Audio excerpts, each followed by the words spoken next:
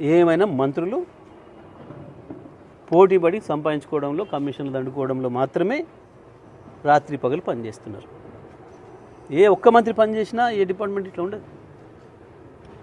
ఈ డిపార్ట్మెంట్ గొప్పగా ఉంది అని చెప్పుకోవడానికి ఒక్కట్లేదు. ఒకే ఒక్క డిపార్ట్మెంటు పనిచేస్తున్నది అంటే పోలీస్ డిపార్ట్మెంట్.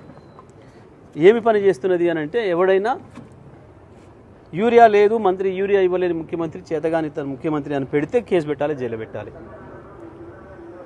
లేదు, యువకులకు మాకు ప్రభుత్వం ఇస్తున్న మాట నెరవేర్చలేదు, 4000 భృతి ఇస్తలేదు అని ఎవరైనా పెడితే కేసు పెట్టాలి, జైలు పెట్టాలి. కాంగ్రెస్ పార్టీకి కాపుల కుక్కలాగా పనిచేస్తున్నారు. నేను సూర్యాపేట, నల్గొండ జిల్లాల ఎస్పీలకు కూడా చెప్తా ఉన్నా, మీరు రాజకీయ విమర్శలు చేసిన వాళ్ళని కూడా తీసుకొచ్చి ఏదో సోషల్ మీడియాలో పోస్టులు పెట్టారు అని చెప్పి అత్యుత్సాహాన్ని ప్రదర్శించి మీ పోలీస్ స్టేషన్లకు పిలుస్తున్నారు.